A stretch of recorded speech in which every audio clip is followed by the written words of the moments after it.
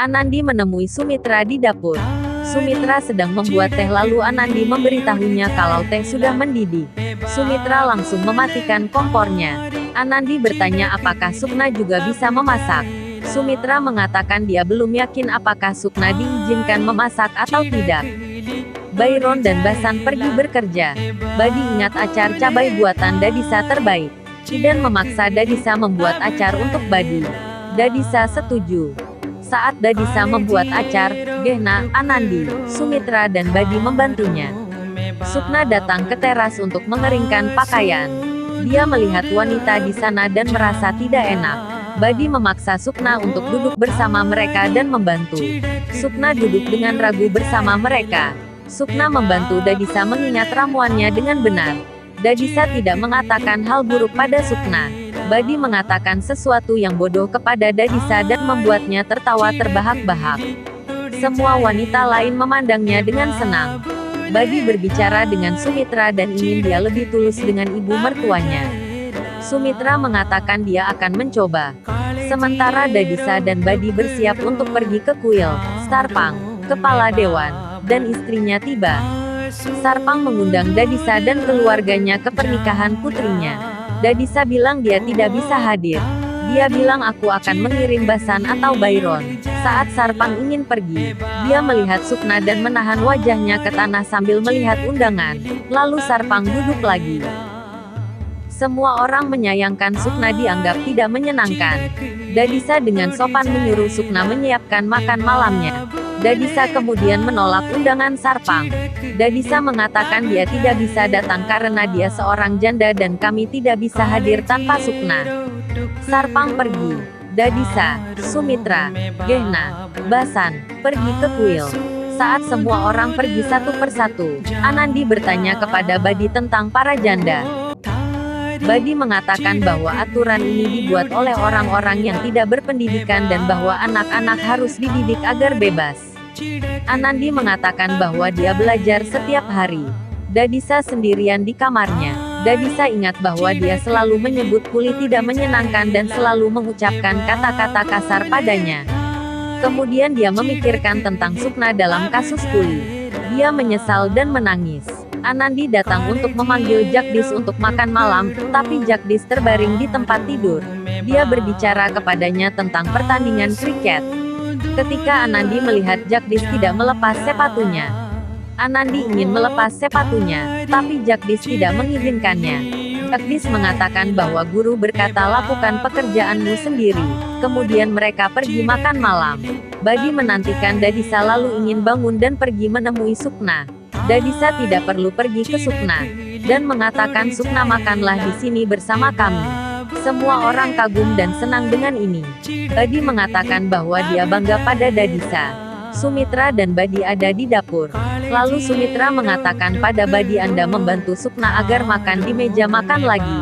Saya akan selalu berterima kasih kepada Anda.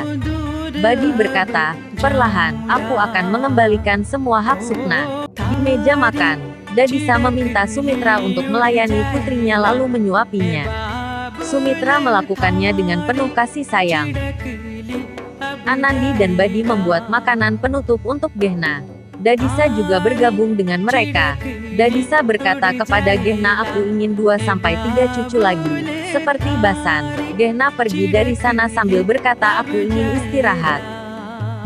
Sementara Jagdish menghancurkan kompor Sukna. Sukna datang. Jagdish berkata mungkin saat Badi pergi, Dadisa akan menolak keputusannya. Jadi saya akan menyembunyikan kompor di tempat yang tidak bisa dia temukan. Sukna menangis. Jagdish mengatakan bahwa ketika Anda menjadi tua, saya akan membelikan Anda rumah seperti yang Anda inginkan dan tidak ada yang akan mengganggu Anda. Sukna terharu mendengarnya dan memeluk Jagdish. Setelah beberapa saat, Dadisa memanggil Basan dan memberitahu bahwa Gehna, dia tidak boleh menunjukkan sikapnya kepadaku di depan Badi. Dadisa mengeluh padanya. Basan datang ke Gehna dan mengatakan apa yang membutuhkanmu untuk mempermalukan ibuku di depan Badi. Gehna berkata ibumu menginginkan 2-3 cucu lagi, meskipun dia tahu aku akan segera mati. Lalu dia berkata aku tidak ingin mempermalukan ibumu di depan Badi dan itu sebabnya aku pergi tanpa mengatakan apapun. Mereka berdebat sedikit, lalu Basan meninggalkan ruangan. Badi mendengar semua pembicaraan ini. Badi datang ke Sumitra di teras. Badi bertanya bagaimana dengan pernikahan Gehna dan Basan. Sumitra mencoba menutupinya. Badi tidak yakin dengan jawabannya dan bersikeras ingin tahu sebenarnya.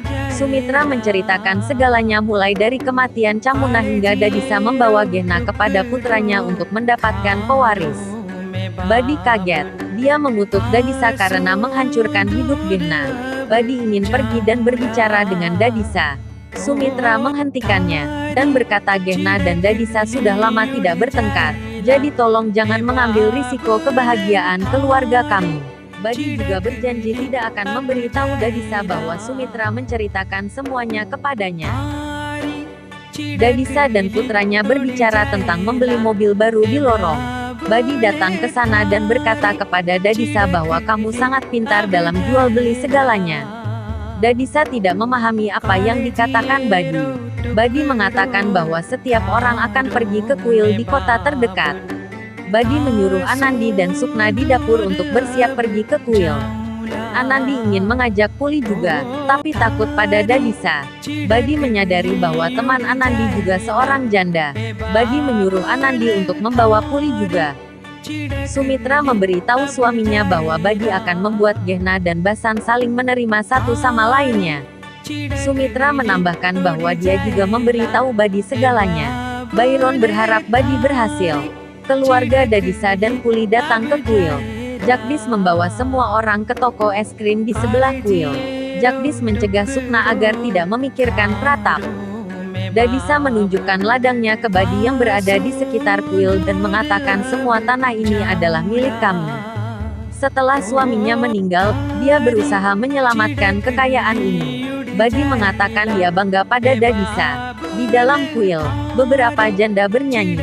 Setiap orang dipengaruhi oleh keilahian. Dadisa menyadari bahwa anak-anak itu hilang. Dadisa mencari anak-anak dan melihat mereka sedang memakan es krim dengan tergesa-gesa. Dadisa memarahi mereka. Badi datang dan menyuruh anak-anak pergi ke kuil.